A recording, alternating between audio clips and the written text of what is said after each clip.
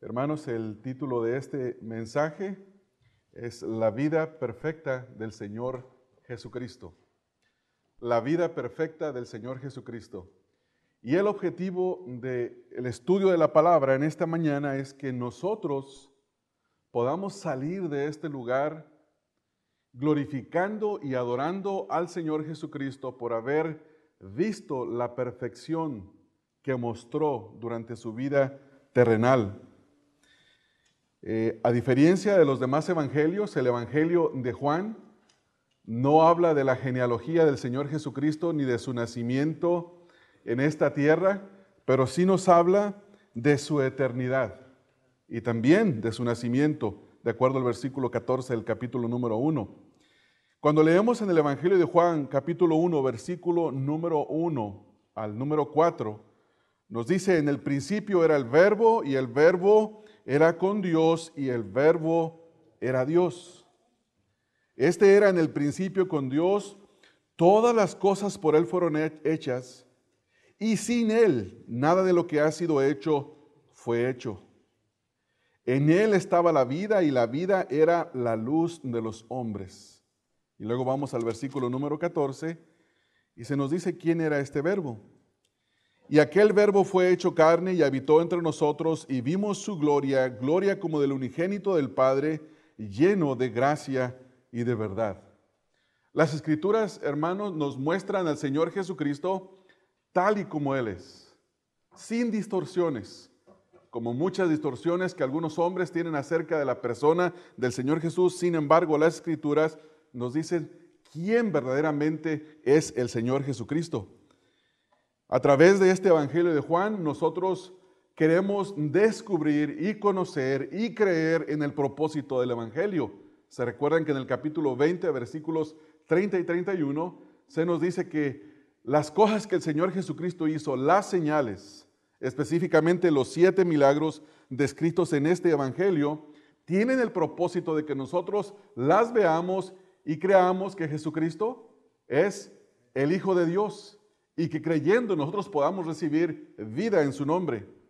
Ya hemos visto varias señales en este evangelio, y el día de hoy hemos llegado al capítulo número 7. Y quisiera primeramente describir brevemente lo que nosotros estaremos estudiando en el capítulo número 7. En el capítulo 6 tuvimos 7 mensajes y hablé acerca de una serie titulada Verdaderos y Falsos Discípulos. Y en este capítulo número 7 voy a tener 5 mensajes, y la mayoría de los mensajes tienen que ver con la perfección del Señor Jesucristo. En el capítulo 7, versículo número 1 al versículo 9, el Señor Jesucristo reprueba la ambición y la audacia de sus hermanos juntamente con su incredulidad. En el versículo número 10 al versículo número 13, el Señor Jesús sube desde Galilea a la fiesta de los tabernáculos en Judea. En los versículos 14 al 39, el Señor Jesús enseña en el templo abiertamente. En los versículos 40 al 44, el Señor Jesús nos muestra la Escritura que había diversas opiniones acerca del Señor Jesucristo entre la gente del pueblo. Y en los versículos 45 al 53 nos dice que los fariseos se enojaron porque los alguaciles no trajeron arrestado al Señor Jesucristo, y también reprendieron a Nicodemo por la palabra que habló acerca del Señor Jesucristo. Y estas son las 5 porciones que nosotros estaremos viendo en las próximas 5 semanas, incluyendo en el día de hoy. Nuestro objetivo en esta mañana es observar la perfección, o más bien dicho, la vida perfecta del Señor Jesucristo. No es el tema principal de este evangelio, pero es uno de los temas que encontramos en él. El tema principal es: ¿quién es Jesús? De eso trata el evangelio de Juan. Juan tiene el objetivo de que nosotros conozcamos quién verdaderamente es el Señor Jesucristo, y que no nos formemos una opinión acerca de él, sino que recibamos el testimonio de Dios, y que no construyamos nuestro entendimiento de la persona del Señor Jesús basadas en las opiniones, sino en el testimonio de Dios acerca de su Hijo, revelado aquí en el Evangelio de Juan. Capítulo 1, versículo 1 al 4, ya lo leímos, nos habla de la introducción acerca del Señor Jesucristo en la eternidad, y capítulo 20, versículos 30 al 31, nos describe que todas las señales que el Señor Jesús hizo, las hizo para que nosotros creamos en el Señor Jesucristo, conozcamos que Él es el Hijo de Dios y que creyendo podamos recibir vida en su nombre. Otro tema que corre a través del Evangelio es la incredulidad de todos aquellos, o de la gran mayoría de aquellos que escuchaban o que veían las señales del Señor Jesucristo. Nos dice la Escritura que reaccionaban con incredulidad. Por ejemplo, si ustedes leen conmigo el versículo 64 del capítulo 6, Juan 6, 64, dice el Señor: pero hay algunos de vosotros que no creen, porque Jesús sabía desde el principio quiénes eran los que no creían y que le habían de entregar. Dice que había algunos de ellos. Y cuando nosotros leemos el capítulo número 6, nos damos cuenta que no eran solamente algunos, que eran muchos. Posiblemente había una multitud en ese milagro que el Señor hizo de la multiplicación de los panes y los peces, de aproximadamente 20,000 personas, incluyendo mujeres, niños, todo mundo. Y al final dice la Escritura que muchos dejaron de seguirle, y finalmente el Señor Jesús se quedó con los 12 a los cuales Él había llamado, a los cuales Él había elegido.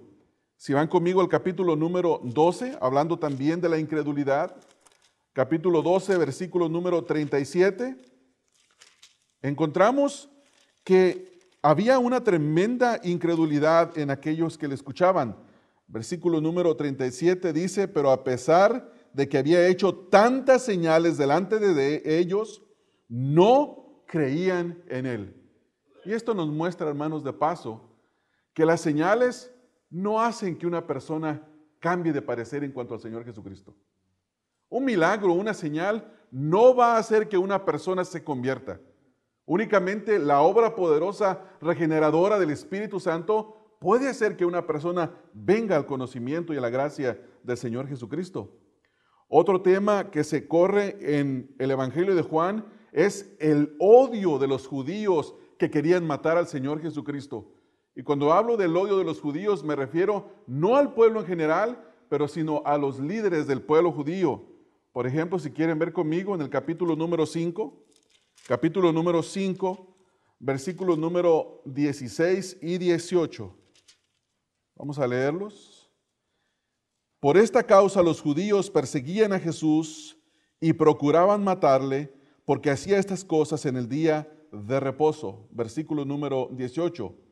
Por esto los judíos aún más procuraban matarle, porque no solo quebrantaba el día de reposo, sino que también decía que Dios era su propio Padre, haciéndose igual a Dios. Capítulo número 7, versículo número 1, el que estaremos estudiando en el día de hoy, dice: después de estas cosas andaba Jesús en Galilea, pues no quería andar en Judea porque los judíos procuraban matarle. Versículo número 19, ahí mismo en el capítulo número 7. ¿No os dio Moisés la ley y ninguno de vosotros cumple la ley? Y luego dice la pregunta siguiente: ¿por qué procuráis matarme? Ellos se jactaban de tener la ley de Moisés, pero dice el Señor: no la cumplen porque ustedes me quieren asesinar. Ya me asesinaron en su corazón, ahora quieren llevar a cabo los deseos perversos y malignos de su corazón. En el versículo número 25, ahí en el capítulo 7, decían entonces unos de Jerusalén: ¿no es este a quien buscan para matarle? Capítulo número 8, versículo número 22 y 27. Dice el versículo 22, decían entonces los judíos, ¿acaso se matará a sí mismo, que dice, a donde yo voy vosotros no podéis venir? Ellos decían, él se va a matar a sí mismo. Estaban justificando sus malas acciones. Y en el versículo número 37, dice: sé que sois descendientes de Abraham, pero procuráis matarme, porque ni mi palabra porque mi palabra no haya cabida en vosotros. Y ese es el tema uno de los temas que corren en el Evangelio de Juan. También les dice la Escritura que no todos dudaron de él. Dice la Escritura que algunos creyeron. Si vamos al capítulo número 6, versículo 68, cuando Pedro responde al Señor Jesucristo, después de que el Señor les dijo, ¿quieren acaso iros también vosotros? Y Pedro dice, le respondió Simón Pedro, Señor, ¿a quién iremos? Tú tienes palabras de vida eterna y nosotros hemos creído y conocemos que tú eres el Cristo, el Hijo del Dios viviente. Es decir, que no todos dudaron, algunos creyeron. También nos dice la Escritura, hermanos, que el ministerio del Señor Jesucristo se centró en 3 regiones prominentes en Israel, en Galilea la primera parte, después en Jerusalén y después también en Judea intercambiablemente. Quiero observar, hermanos, 5 cosas con referencia a la vida perfecta del Señor Jesucristo. En primer lugar, quiero observar la perfección del Señor Jesucristo en relación con la prioridad al discipulado. Cómo el Señor Jesucristo vivió una vida perfecta respondiendo al mandato de Dios y cómo Dios obró en él y fue el perfecto. Nosotros observamos en el capítulo número 6 que aparentemente el Señor Jesucristo fracasó en su intento de persuadir a aquellos que lo escuchaban a que creyeran en Él, viniendo en arrepentimiento y fe para con Dios. Porque dice la Escritura, y desde entonces muchos dejaban de seguirlo. Y al final Él se queda únicamente con los 12. Y les dice a los 12, ustedes permanecen acá, versículo 70, 6:70. Jesús les respondió, ¿no os he escogido yo a vosotros los 12 y uno de vosotros es diablo? El Señor les dice, ustedes han perseverado porque yo los he elegido. Entonces nosotros vemos en este capítulo número 6 que la multitud ya no lo seguía y se quedó con ese pequeño grupo de 12. Sin embargo, el Señor Jesús no reaccionó ante las circunstancias, sino que enfocó su vida en el mandato de Dios, el mandato que Dios le había dado. Ahora, note los versículos, el versículo número 1, las siguientes 4 palabras. Dice en el versículo 1 del capítulo 7, después de estas cosas. Cuando nosotros leemos el capítulo 6 y vamos al capítulo 7, en nuestra mente inmediatamente decimos, oh, lo que pasa aquí es que en cuanto el milagro sucedió y al día siguiente lo abandonó la multitud, entonces ocurrió lo que pasa en el capítulo número 7. Pero en realidad no es así. No es así porque la información que nosotros tenemos, si ustedes van conmigo al capítulo número 6, al versículo número 4, dice, y estaba cerca la Pascua, la fiesta de los judíos. Los judíos celebraban 6 celebraciones, pero 3 de ellas eran las más importantes. Todos los hombres varones estaban obligados a cumplir con esa celebración. La Pascua, la fiesta de los tabernáculos y la fiesta del Pentecostés. Entonces vemos que la Pascua, que se menciona aquí en el capítulo número 6, versículo 4, la cual se celebraba en el primer mes del año, aproximadamente para el pueblo judío en el mes de abril. Después vemos nosotros en el capítulo número 7, mira lo que dice el capítulo 7. Menciona en el versículo número 2 que el Señor Jesucristo estaba cerca de la fiesta de los tabernáculos. Es decir, que los eventos del capítulo 6 ocurrieron en el primer mes del año para el pueblo judío y la fiesta de los tabernáculos, en la cual está basado el capítulo número 7, ocurre 6 meses después. Quiere decir que hay un intervalo de tiempo en el capítulo 6 y en el capítulo 7. Y en ese intervalo de 6 meses, el Señor Jesucristo se dedicó a instruir a sus discípulos. Note, hermanos, que no andaba corriendo, haciendo milagros para recuperar a todos aquellos que, entre comillas, había perdido. Vemos nosotros en las Escrituras una prioridad al discipulado. La Escritura nos manda que prediquemos el Evangelio a toda criatura. Sin embargo, la palabra de Dios nos manda que hagamos discípulos, no que entretengamos multitudes. Pero nosotros podemos observar en el día de hoy que la moda son los números.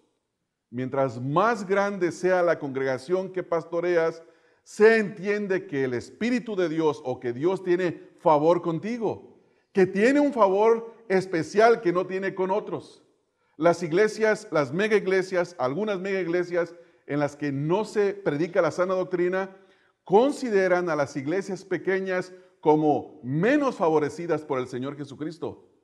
Pero cuando nosotros observamos cuidadosamente la vida de muchos de aquellos que se congregan en estas grandes mega iglesias que van a perderse en ellas, generalmente es por el buen entretenimiento. Generalmente observa sus vidas y no ve cambio, no ve transformación en sus vidas de ellos. ¿Por qué? Porque van a ese lugar a perderse. Hermanos, cualquiera puede llenar un lugar con gente, pero no todo el mundo puede discipular. Son dos cosas muy distintas. Hermanos, si nosotros nos proponemos llenar este lugar, yo les aseguro que no pasamos un año en el que este lugar esté a reventar. Es muy fácil. Dele a la gente lo que la gente quiere. No les predique el evangelio del Señor Jesucristo. El evangelio que exige el negarse a sí mismo, el tomar la cruz y el seguir a Cristo. El evangelio que exige el arrepentimiento. El evangelio que exige no practicar el pecado. El evangelio que exige una vida sacrificial de servicio al Señor Jesucristo.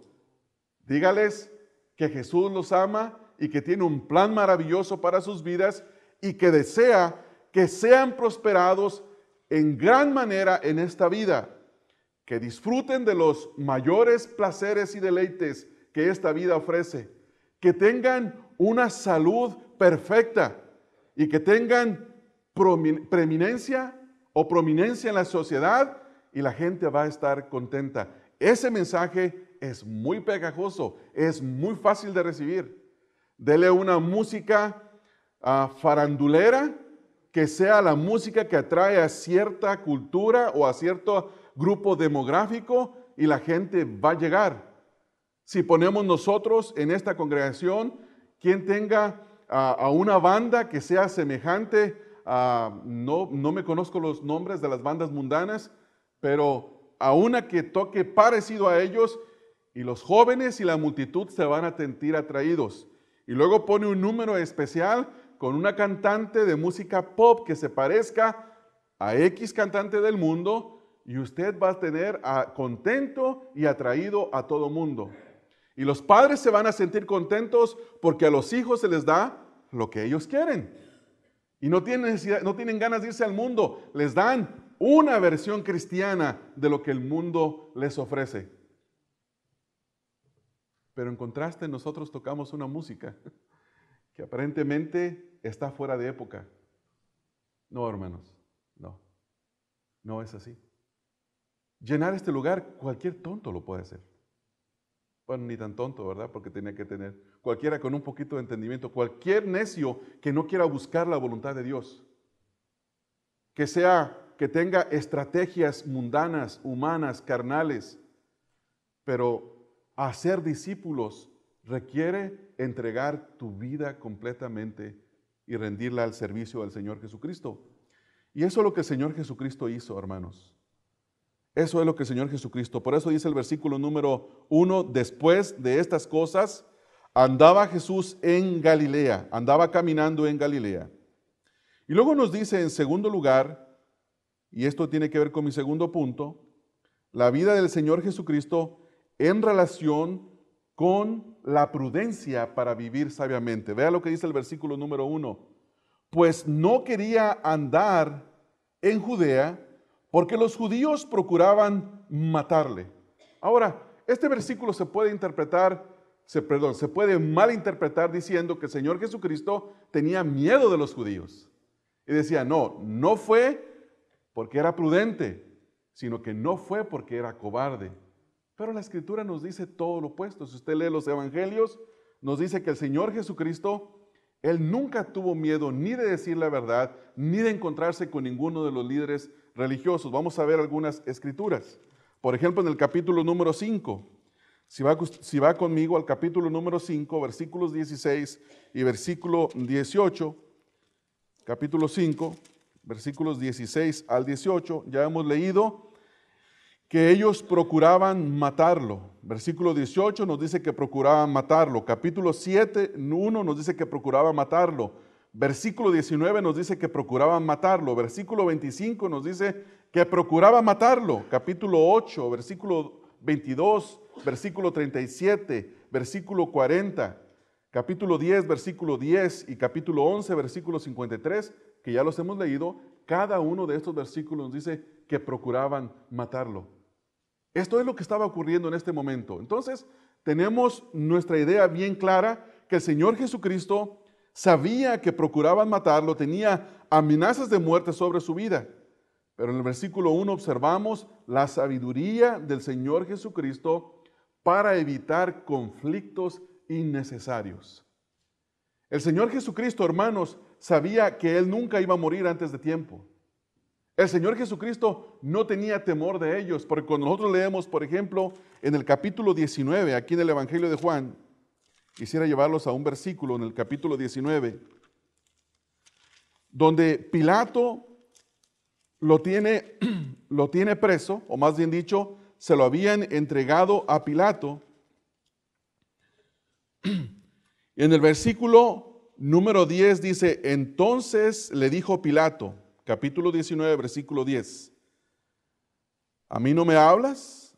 ¿No sabes que tengo autoridad para crucificarte y que tengo autoridad para soltarte? Y mira la respuesta del Señor Jesucristo. Si el Señor le hubiera tenido miedo a aquellos que amenazaban su vida, le hubiera respondido de una manera diferente. Sin embargo, el versículo 11 nos dice en qué estaba basada su confianza y su prudencia para no hacer una cosa antes de tiempo.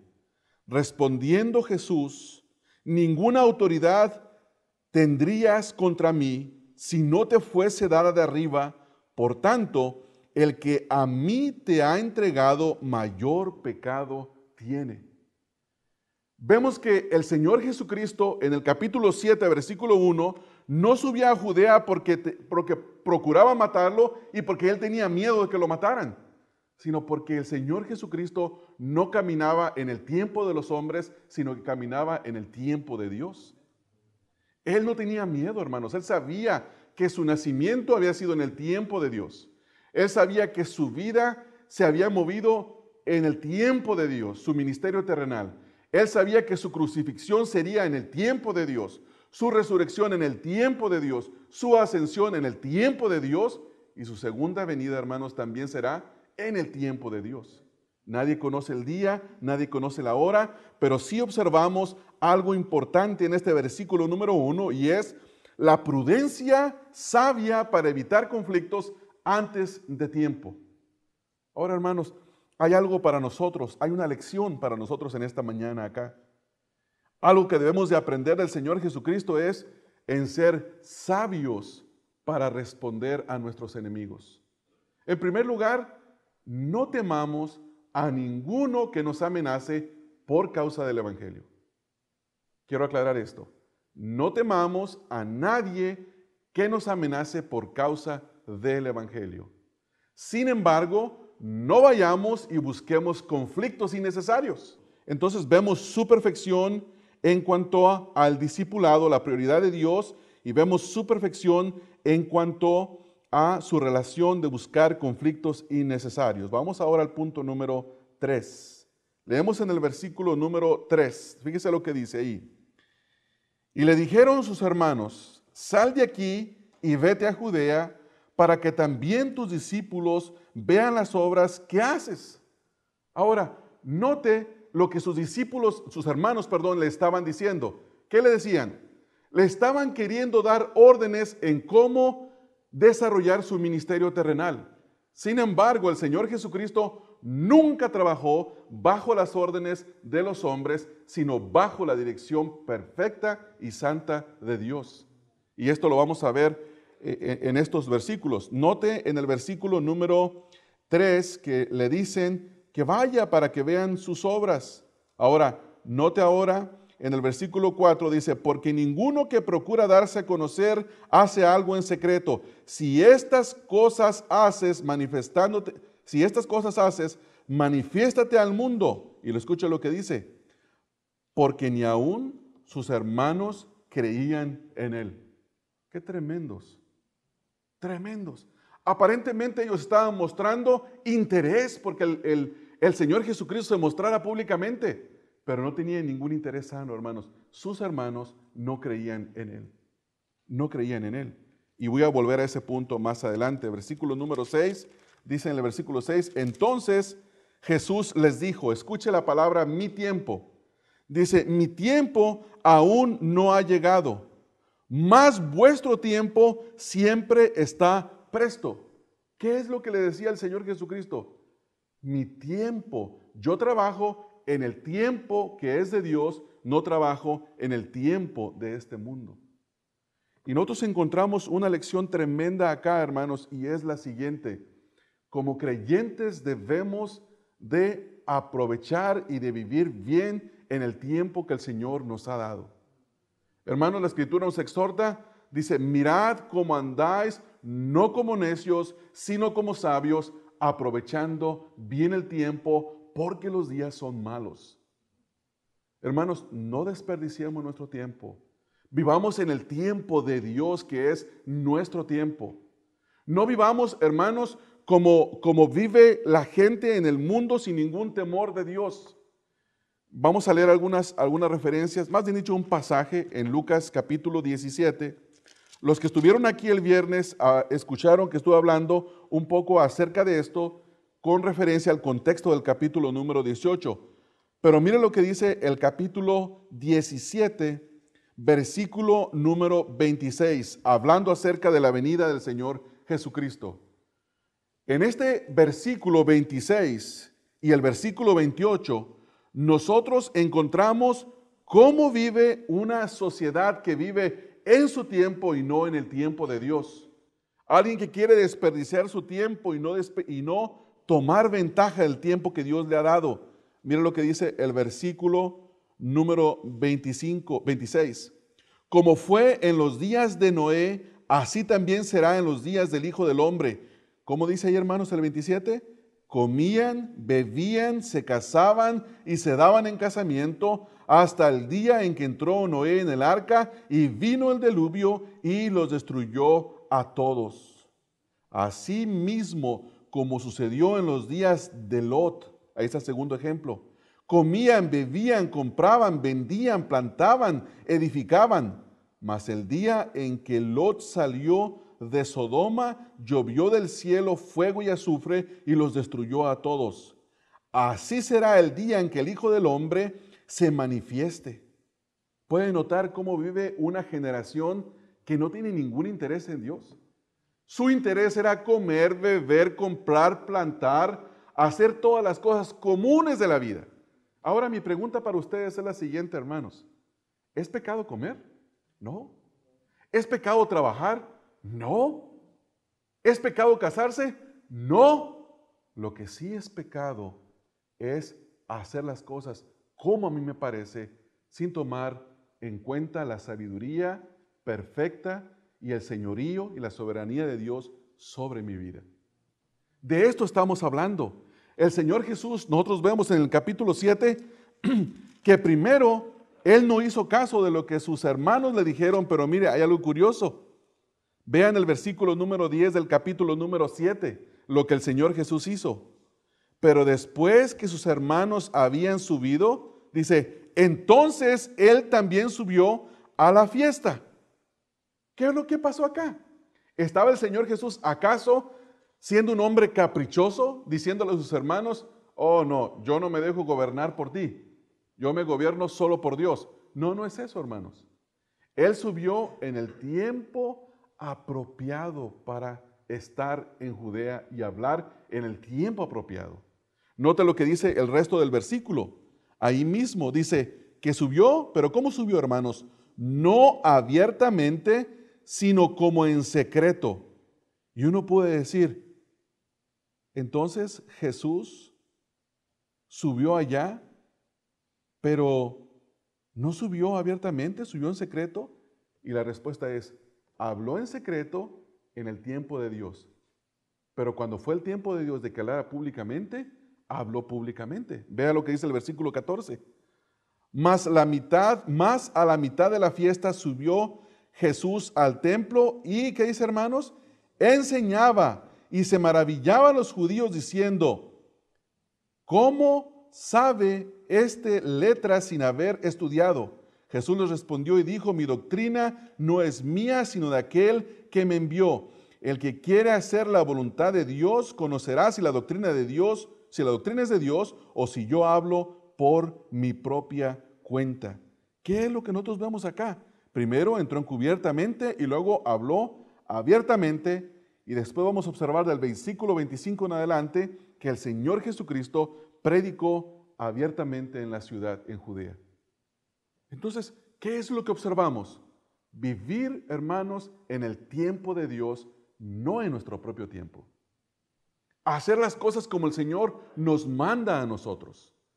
Déjeme decirle, hacer un par de exhortaciones en cuanto a esto. Hermanos, ¿es importante trabajar? Y la respuesta es sí. ¿Es importante congregarse? Y la respuesta es sí. ¿Debemos de dejar de trabajar para congregarnos? Y la respuesta es no. ¿Debemos de dejar de congregarnos porque ocupamos trabajar? Y la respuesta es no. Las dos cosas son importantes. Porque la Escritura también nos dice que el que no trabaje, que no coma. Entonces, también la Escritura nos dice que no dejemos de congregarnos como algunos lo tienen por costumbre. ¿Cómo aprendo yo a vivir en el tiempo de Dios? Viviendo como la palabra de Dios me manda, hermanos. Me manda. Y tengo que ser sabio de acuerdo a lo que la Escritura me dice. Bueno, esto es lo que observamos en la persona de nuestro Señor Jesucristo. Observamos que en relación a operar o vivir bajo el tiempo de Dios, Él vivió una vida perfecta. Quiero mencionar algunas referencias bíblicas y ustedes pueden apuntarlas porque no quiero que se me vaya el tiempo. El Señor Jesucristo nació en el tiempo de Dios. Gálatas 4:4 dice la Escritura que cuando se cumplió el tiempo, el Señor Jesucristo nació de mujer y bajo la ley. El Señor Jesús vivió en el tiempo de Dios. Si ven conmigo aquí en el capítulo 7, versículo número 30, dice, entonces procuraban prenderle, pero ninguno le echó mano porque aún no había llegado su hora. Quiere decir que su manera de vivir fue perfecta porque vivió en el tiempo de Dios. También la Escritura nos dice que murió en el tiempo perfecto. Pedro, predicando su primer sermón en Hechos capítulo 2, versículo 22 al 23, dice que el Señor Jesucristo fue entregado por manos de inicuos a malhechores que lo clavaron en la cruz, pero todo fue hecho conforme al determinado consejo y anticipado consejo, determinado tiempo y anticipado consejo de Dios. Quiere decir que Él murió en el tiempo de Dios. También la Escritura nos dice que resucitó en el tiempo de Dios. Si leen el versículo 24 del capítulo 2 de Hechos, eso nos dice. Nos dice también que ascendió en el tiempo de Dios, Hechos capítulo 1, versículos 10 y versículo número 11. Ahora la pregunta que nosotros nos queremos hacer para respondernos es, ¿cómo se vive en el tiempo de Dios? Y la respuesta es, lea lo que la Escritura dice con referencia a todas las cosas. A todas las cosas. La palabra de Dios nos da tiempo para todo. En el libro de Eclesiastés se menciona que hay tiempo para todo. Tiempo para reír, tiempo para llorar, tiempo para trabajar, tiempo para regocijarse, tiempo para vivir, tiempo para morir. Y hay tiempo para todas las cosas, pero hay que hacerlo sabiamente conforme el Señor nos manda. Usted sabe, hermanos, por ejemplo, cuando hay algo curioso que pasa, especialmente en las crisis como la que hemos nosotros atravesado en estos últimos años acerca de lo que son la compra y la venta de casas, todo el real estate, ¿verdad, hermanos? Cuando las casas están subiendo de tiempo, el vendedor dice, ahorita es el tiempo para comprar porque van a seguir subiendo. Y cuando las casas están bajando de precio, dicen, ahorita es el tiempo para comprar porque las casas están bajando, ¿verdad? Esa es la manera en la que el mundo actúa. Sin embargo, el que quiere comprar una casa, no compra porque está caro o porque está barato. El que quiere comprar una casa, usted sabe que hay una serie de reglas, hermanos, para comprar una propiedad, ¿verdad, hermanos? Sí, el banco dice, ¿cuánto ganas? Puedes comprar tanto. Así es como se compra una casa, hermanos. No se compra de otra manera. ¿Por qué? Es sabiduría común que Dios da. Esto es lo que Dios nos manda a nosotros, pero nosotros muchas veces decimos, no, es que lo quiero hacer. Uno puede dar 1000 razones por qué hacerlo, pero eso es no saber vivir en el tiempo de Dios. Punto número 4, aquí en este pasaje. El Señor Jesús vivió una vida perfecta en relación al trato con los demás. En este caso, la incredulidad de sus hermanos. Volvemos al versículo número 5. Dice que sus hermanos le decían esto porque ni aún sus hermanos creían en él. Esto es tremendo. Los hermanos eran grandes hipócritas en este punto porque vemos la hipocresía de ellos diciéndole, Jesús, sube a Judea a la fiesta para que tu ministerio crezca, se haga grande, se haga fructífero. ¿Qué no estás viendo el fracaso que tuviste en Capernaum? Todo el mundo te seguía, pero de repente es que tienes que bajarle al tono del mensaje, Jesús. Porque ¿qué no ves cómo se han estado perdiendo tus seguidores por causa de tus palabras duras? Recuerda, Jesús, lo que dijeron los que te seguían. Dura es esta palabra, ¿quién la puede resistir? Y el Señor Jesús nunca actuó ni en base a los que le decían, ¿te creemos?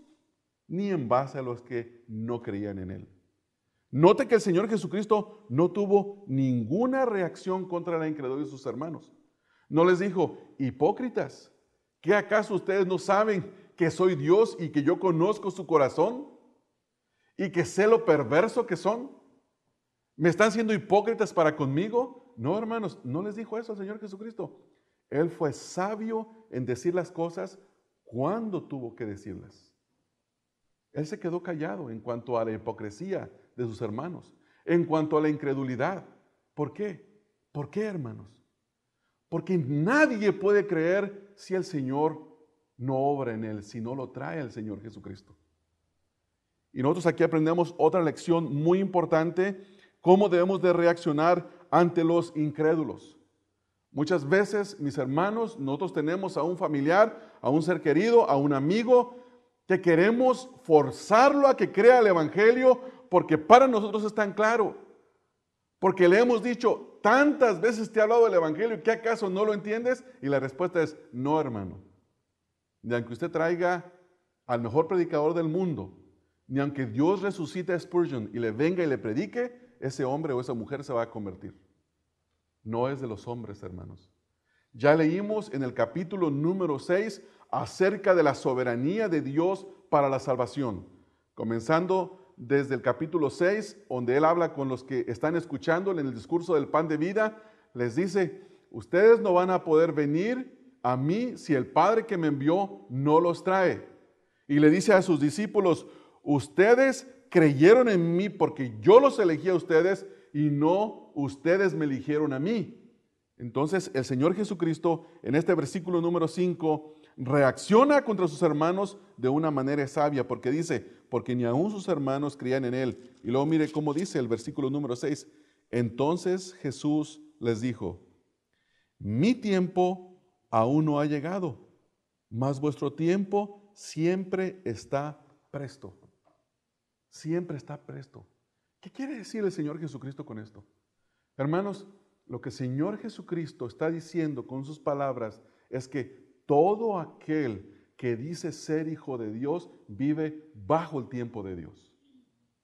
Y todo aquel que no es hijo de Dios, pues vive como le da la gana, como él cree que es mejor, como cree que es más conveniente.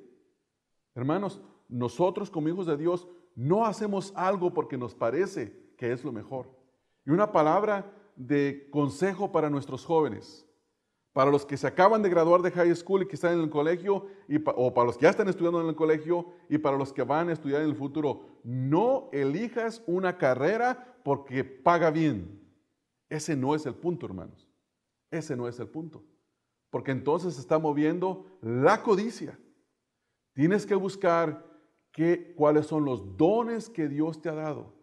Cuáles son los talentos naturales que Dios te ha dado. Tienes que orar al Señor y rogarle, Señor, ¿dónde tú me quieres usar para tu gloria?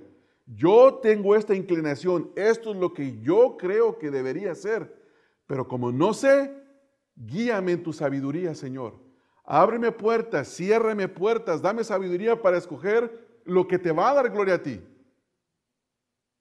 Yo tengo una diferencia con uno de mis hijos, con Gabriel. Él me dice, yo quiero estudiar esto. Y yo le digo, yo no creo que Dios te va a utilizar para eso. Pero el tiempo nos va a dar la respuesta, ¿verdad? A lo mejor yo estoy equivocado ahorita y Él está en lo correcto.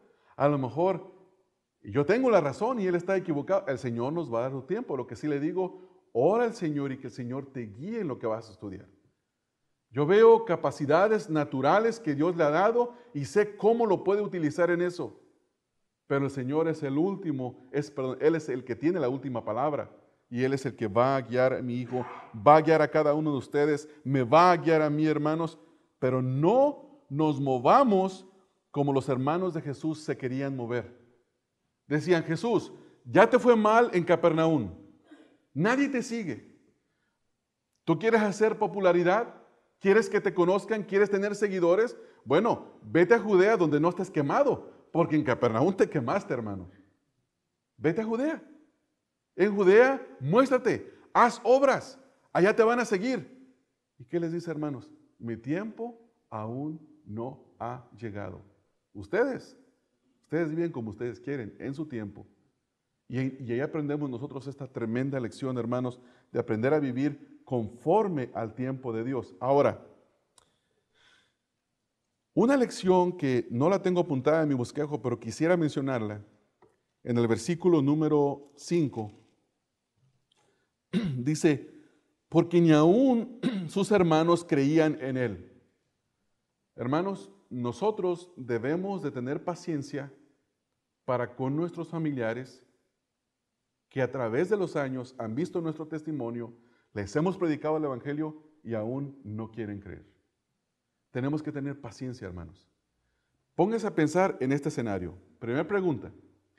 ¿Qué dice 2 Corintios 5:21? Al que no conoció pecado. Es decir, que el Señor Jesús vivió una vida impecable, ¿verdad? ¿Qué dice Hebreos 4:15? Porque no tenemos un sumo sacerdote que no se pueda compadecer de nuestras debilidades, sino uno que fue tentado conforme a nuestra semejanza en todo, pero sin pecado. Ahora mi pregunta para ustedes es la siguiente. ¿Los hermanos de Jesús tenían algo que echarle en cara a Jesús? No, nada. Ellos, hermanos, vieron de primera mano la perfección andando frente a ellos desde el momento de su nacimiento del Señor Jesucristo. Nunca pecó.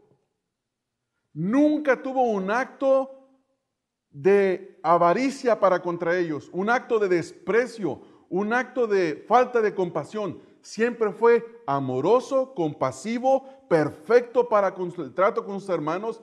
Sin embargo, la perfección del Señor Jesucristo no los hizo cambiar. No los hizo creer. ¿Qué nos dice esto, hermanos? Nos dice, hermanos, que el corazón del hombre es tan pervertido, pero tan pervertido, que al menos que Dios en su misericordia no obre a través de su Espíritu Santo, nadie puede creer, absolutamente nadie. No se trata ni de una vida perfecta de testimonio, porque usted le puede mostrar a través de las Escrituras a una persona que Jesús nunca pecó y eso no lo va a convertir. Solamente que el Espíritu Santo venga y obre, eso hará que esta persona sea atraída al Señor Jesús y pueda creer. Hace rato veníamos aquí, ustedes saben que tenemos unos vecinos que tienen una iglesia Calvary Chapel, ¿verdad? Que está abierta aquí por la PEC. Y estaban ponen unos carros clásicos a la entrada. ¿Ya se dieron cuenta? ¿Sí? Ustedes saben qué es eso, ¿verdad, hermanos? Eso se llama atracción, propaganda. La idea es que aquí en la ciudad del Monte y sur del Monte hay mucho México americano que le gusta ese tipo de autos. Y para allá, para el este de Los Ángeles, hay otro tanto. Entonces la idea es que si tú pones unos carros acá bien bonitos, la gente va a pasar y mira, mira, mira, ¿ya viste que hay ahí? Y se van a sentir atraídos. Ahora, si ellos quieren hacerlo, yo no se los critico, hermanos. Ellos pueden hacer todo lo que ellos gusten. Y quiero ser muy claro en esto. Yo no dejo de amar menos a mis hermanos de Calvary Chapel que son verdaderos creyentes. Yo no estoy hablando de eso, hermanos. Quiero que seamos muy claros. Yo no quiero que al rato estén diciendo algunos de ustedes, oh, el pastor es anti-Calvary Chapel. No, eso no es cierto. Eso no es cierto porque ya me pasó una vez y no quiero que me vuelva a pasar. No me malinterprete. Lo que yo les quiero decir a ustedes es que nada en este mundo, ninguna estrategia humana tiene poder para transformar el corazón de un individuo. Solamente el poder de Dios a través del Espíritu Santo. Nada más que eso. Entonces el Señor Jesucristo fue paciente con sus hermanos. Ahora mi pregunta es, ¿su paciencia tuvo recompensa? Y la respuesta es que sí, hermanos. Anoche estaba platicando con mi esposa este punto y por eso no lo puse en mis notas, pero lo quiero mencionar. Porque hablando mi esposa y yo de este punto nos pusimos a ver en la Escritura y dice la Escritura que al final sus hermanos creyeron en él. En Hechos 1:14 nos dice, todos estos perseveraban unánimes en oración y ruego con las mujeres y con María, la madre de Jesús, y con sus hermanos. ¿Qué estaban haciendo ahí sus hermanos? Los hermanos que no creían en él estaban esperando la venida de ¿qué, hermanos? Del Espíritu Santo.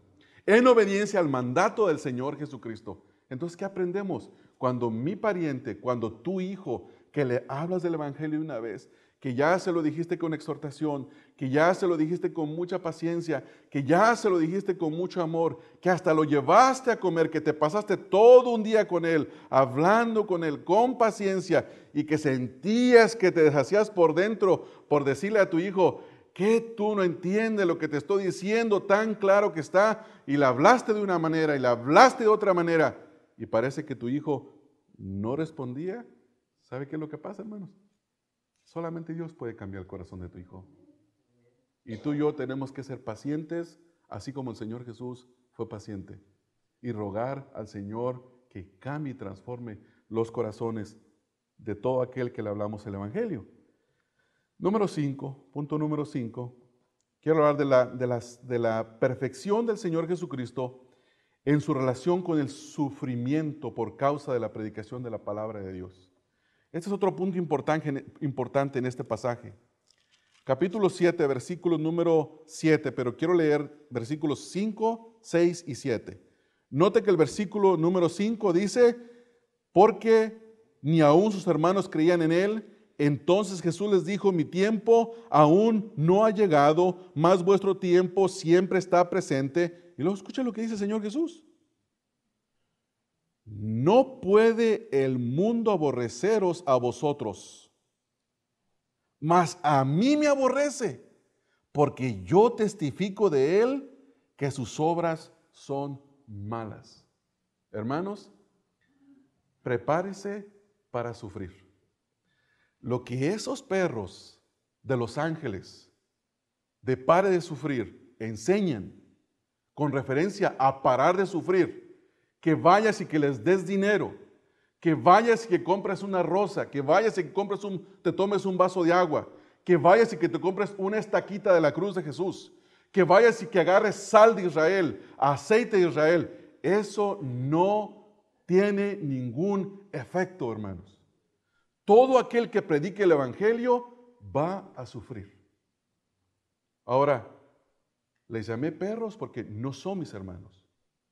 Y Pablo dice en Filipenses capítulo 3, que a los perros y a los falsos obreros se debe uno apartar de ellos. Ahora, no así a un hermano que tiene una diferencia doctrinal con nosotros en un pequeño punto. Sigue siendo mi hermano y tengo que tener amor, paciencia para con él. Pero a ellos hay que exponerlos por lo que son, hermanos, por lo que son, siervos fraudulentos, falsos maestros. Vamos a sufrir si queremos seguir al Señor Jesucristo. Esto fue lo que el Señor Jesús le dice a sus hermanos: ustedes se van a Judea y no les van a hacer nada, porque ustedes no han testificado acerca de sus malas obras. Pero cuando ustedes hagan lo que yo hago y testifiquen acerca de sus malas obras, entonces los van a odiar como a mí me odian. Quiero terminar con una nota. No sé si a usted le gusta la nota. Iba a decir una buena, no sé qué tipo de nota es esta. ¿De buenas noticias? Sí, el Evangelio son buenas noticias. Tómelo como usted guste, hermano. Capítulo 5 de Mateo, versículo número 10, Sermón del Monte. Dice el versículo número 10, bienaventurados los pacificadores, bienaventurados los que padecen persecución por causa de la justicia, porque de ellos es el reino de los cielos. Primera cosa, padecer persecución por causa de la predicación del Evangelio es una bienaventuranza. Esa es la primera cosa. Segunda cosa, Lucas capítulo número 6, hablando también del Sermón del Monte, Lucas nos dice algo muy similar. Capítulo número 6, versículo número 22. Lucas 6, 22, hablando de la bienaventuranza. Bienaventurados seréis cuando los hombres os aborrezcan y cuando os aparten de sí y os vituperen y desechen vuestro nombre como malo por causa del Hijo del Hombre. Amén. ¿Qué dice aquí, hermanos? ¿Qué vamos a sufrir por causa del Evangelio? Número 1, aborrecimiento de los hombres. Número 2, se apartarán de nosotros. Número 3, nos vituperarán, es decir, hablarán cosas de nosotros que no son ciertas. Número 4, desecharán nuestro nombre como malo. Número 5, y todo esto es por causa del Señor Jesucristo. Versículo 23, gozaos en aquel día y alegraos, porque he aquí vuestro galardón es grande en los cielos, porque así hacían sus padres con los profetas. ¿Qué quiere decir esto? Las cosas no cambiaron para los profetas, las cosas no cambiaron para los discípulos y las cosas no cambiarán para nosotros en este tiempo. Yo recuerdo haber tenido una disputa con un pastor que estaba diciendo que en Israel se estaban convirtiendo rabinos judíos por sueños. Y yo le dije a este pastor, no puede ser. Y él me dice, ¿cómo no? A mí me mandaron unos correos electrónicos. Le dije, no puede ser. Me dice, ¿por qué? Porque la Escritura dice, ¿y cómo creerán si no hay quien les predique? Únicamente por la predicación del Evangelio se convierte una persona. La Escritura dice en 1 Corintios 1:21, porque a Dios le agradó salvar a los creyentes por la locura de la predicación. Entonces este pastor me dio un razonamiento humano y me dice, no, lo que pasa es que Dios quiere guardar la vida de sus hijos y por eso envía al Espíritu Santo que les dé sueños. Le dije, mentira, esa es la obra de Satanás, no es de Dios. ¿O nosotros somos merecedores de una compasión diferente o de un trato diferente que ellos? No, hermanos. La promesa del Señor Jesús es que vamos a sufrir por causa de su nombre. La vida de los pastores contemporáneos es más valiosa. La vida de los misioneros modernos es más valiosa que los misioneros antiguos. No, hermanos, esa no es la palabra de Dios, es la palabra de Satanás. Entonces, hermanos, cruzo mis manos y digo, ya no voy a ir a la obra misionera. Voy a orar para que el Espíritu Santo convierta a las personas a través de sueños. Hermanos, eso es antibíblico. Esa no es la verdad. Esa no es la verdad. Eso viene de Satanás, eso no viene de Dios. Juan capítulo número 15, versículo 19.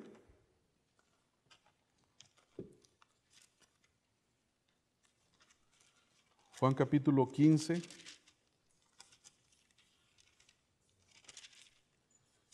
versículo 19 dice, Si fueras del mundo, el mundo amaría lo suyo. Pero porque no sois del mundo, antes yo os elegí del mundo, por eso el mundo os aborrece. ¿Por qué nos aborrece? ¿Por qué? Porque amamos al Señor Jesús. Pedro dice, a ellos les parece cosa extraña que no corráis con ellos en el mismo desenfreno de inmoralidad. ¿Por qué, hermanos? ¿Por qué? ¿Les parece cosa extraña? ¿Y acaso, hermanos, no es eso lo que ocurrió cuando usted vino con sus familiares y les contó que se había convertido, que ya era cristiano? ¿No pasó eso? Sí, hermanos, sí ocurrió eso. Yo hace 24 años que Dios tuvo misericordia de mí, vino el conocimiento y la gracia de Cristo. Y hasta el día de hoy, cuando visito México, lo ven a uno como una cosa rara. Incluso los mismos familiares de uno se avergüenzan de uno. Allá te pasa en que seas narcotraficante. ¿Está bien? Te pasa que seas pandillero. Te pasa que seas homosexual, que seas cualquier cosa, menos evangélico. No seas evangélico, o si eres pastor, peor cosa todavía. Más blasfemia. No, hermanos, no. El mundo nos puede aborrecer porque a Él, Señor Jesús, lo aborrecieron. Porque Él nos escogió. Versículo 18 dice, si el mundo os aborrece, sabed que a mí me ha aborrecido antes que a vosotros. Cualquiera, hermanos, que quiera vivir una vida agradable delante del Señor y predicar el Evangelio, va a recibir lo que la Escritura llama el reproche de Cristo. Van a traer vituperio sobre su vida y va a haber sufrimiento. Va a haber sufrimiento. No les estamos prometiendo, hermanos, vivir su mejor vida ahora. Su mejor vida viene cuando usted muera. Y la mía también. En el libro de Santiago, capítulo número 4. Santiago, finalizo con 2 o 3 versículos más. Santiago, capítulo número 4. Versículo número 4 dice, oh almas adúlteras, ¿no sabéis que la amistad del mundo es enemistad contra Dios? Cualquiera pues que quiera hacerse amigo del mundo, escuche esto, se constituye enemigo de Dios. Hermanos, ustedes saben que hay un movimiento muy fuerte que se llama Chrislam, ¿verdad? Y es una mezcla de cristianismo e islamismo. Es un esfuerzo en Europa por agencias misioneras de cambiarle el lenguaje al Evangelio. Por ejemplo, el Señor Jesús ya no se llama Jesús en los Evangelios, en la versión para los musulmanes, se llama Isaí. El Señor Jesucristo ya no es el Señor Jesús, Dios. ¿Quién es? Es el Hijo de Dios, pero no es Dios. Se les predica un evangelio que no requiere una confesión pública. Le dicen, conviértete, pero mantente cristiano en privado. ¿Para qué? Para que no venga la persecución. Y la idea de esas agencias misioneras o de estos grupos de teólogos es que si se rebaja el evangelio, se va a predicar más y más se van a convertir y más gente vamos a ganar. Y hay mucha gente que está proponiendo eso aquí en Estados Unidos. Uno de ellos es Rick Warren, que él utiliza el nombre, en lugar de llamar Jesús, cuando está entre musulmanes, no le llama Jesús, le llama Isa. ¿Por qué? ¿Por qué? Porque no quieren recibir el reproche de Cristo. El día que estos hombres prediquen públicamente el evangelio verdadero sin diluirlo, no van a volver a ser recibidos en esos grupos, hermanos. No van a ser. Pero sin embargo, tenemos que predicar el evangelio. Termino con un versículo nada más, 2 de Timoteo 3:12. Una advertencia para cada uno de nosotros. 2 de Timoteo, capítulo número 3, versículo número 12. dice la exhortación de Pablo, y también todos los que quieren vivir piadosamente en Cristo Jesús. ¿Qué dice ahí, hermanos? ¿El mundo los va a amar? No. ¿El mundo los va a querer imitar? Tampoco. Padecerán persecución. Mas los malos hombres y los engañadores irán de mal en peor, engañando y siendo engañados. Pero persiste tú en lo que has aprendido y te persuadiste sabiendo de quién has aprendido. ¿Cuál es la fórmula? ¿Cuál es el secreto para mantenerse firme, hermanos? Y el secreto es la palabra de Dios. Y que desde la niñez has sabido las sagradas escrituras, las cuales, escuche esto, te pueden hacer sabio para la salvación por la fe que es en Cristo Jesús. Toda la escritura es inspirada por Dios y útil para enseñar, para redarguir, para corregir, para instruir en justicia, a fin de que el hombre de Dios sea enteramente preparado para toda buena obra. Note que el contexto de este versículo 16 y 17 es sufrimiento. Pero muchas veces cuando tocamos los versículos 16 y 17 decimos, la iglesia tenemos que equiparla, tenemos que capacitarla, tenemos que ser de tal manera que el mundo vea nuestro gran ejemplo. Sí, qué bueno, debemos de ser luz del mundo, sal de la tierra. Pero sepa, hermano, hermana, que vamos a padecer persecución por causa de la justicia. ¿Qué vemos en conclusión en este mensaje, hermanos? Quiero terminar con las palabras del apóstol Pablo. Quiero terminar con una nota fuerte de advertencia para cada uno de nosotros. Hemos visto en este pasaje la vida perfecta y pura del Señor Jesús, ¿no es así? Cómo Él se dedicó al discipulado porque era la voluntad de Dios. Cómo el Señor Jesús fue prudente y no anduvo buscando pleitos innecesarios. Cómo el Señor Jesús vivió en el tiempo de Dios y no en el tiempo de los hombres. Cómo el Señor Jesús fue paciente para con los incrédulos y esperó en la obra de Dios sobre sus vidas. Y cómo el Señor Jesucristo, por último, el Señor Jesucristo vivió en relación al sufrimiento por causa de la predicación del Evangelio. Al ver estas 5 cosas, la única cosa que yo puedo decir es, yo amo más a mi Señor Jesús. ¿No ama más a su Señor Jesús? El día de ayer me mandaron un pequeño video que estaba viendo de una niñita que estaba, una niñita, pienso que era puertorriqueña por cómo hablaba.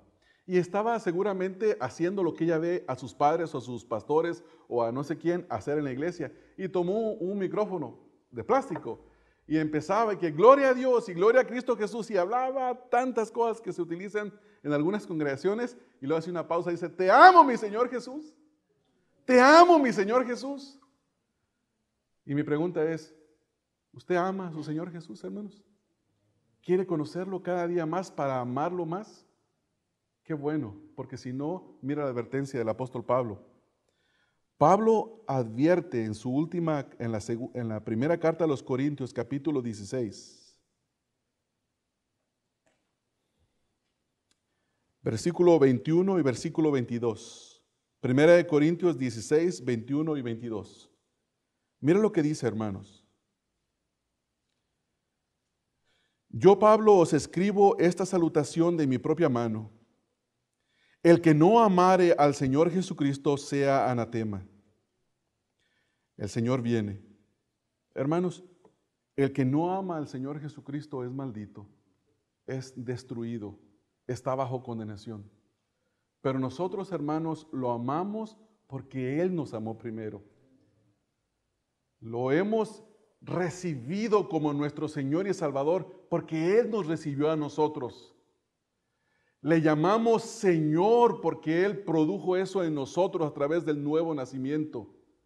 Y nosotros queremos irnos de este lugar en esta mañana diciendo, Señor Jesús, yo no puedo responder a ninguna otra cosa cuando veo tu vida perfecta mostrada en las Escrituras, más que decir, te amo y te adoro porque tú eres mi Señor y porque tú eres mi Salvador.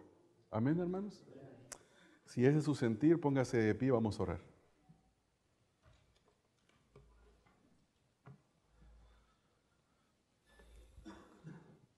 Señor Jesús, tú eres Padre nuestro Señor.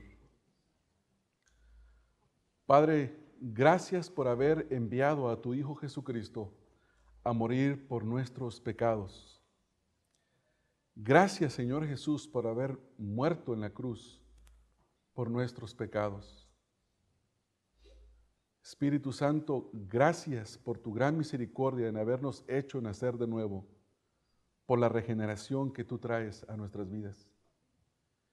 Y el día de hoy podemos decir que te amamos, Señor Jesús, porque tú has sido misericordioso para con nosotros. Después de haber leído este pasaje y haberlo estudiado con detenimiento, no podemos exclamar ninguna otra cosa más que tú eres perfecto. Tú eres santo y tú eres digno de ser adorado, porque tú eres la perfección de las perfecciones. Tú eres sumamente perfecto, 3 veces perfecto, 3 veces santo, y no hay nadie como tú, Señor Jesucristo. Decir, como dicen los musulmanes, que paz sea sobre ti, esa no es adoración. Decir, como dicen los testigos de Jehová, que tú eres el Hijo de Dios, pero que no eres Dios, eso no es adoración. Decir, como dicen los católicos, que te puedes salvar si crees en Él, pero también hacer buenas obras, eso no es adoración. Señor Jesús, decirte que tú eres Señor, porque tú nos salvaste por tu gracia, por tu misericordia, en tu nombre, por tu sangre, por tu sacrificio, eso es reconocer que tú eres el Señor, Señor, y que te amamos. Y queremos crecer en este amor y en esta gracia, en este conocimiento, Señor Jesús. Danos, Señor Jesús, esta semana el deseo de leer tu palabra, el deseo de buscarte, el deseo de glorificarte, el deseo de adorarte, de pasar tiempos a solas contigo, entre tú y tu palabra, donde nosotros podamos expresarte que te amamos y decirte que tengas misericordia de nosotros, Señor Jesús.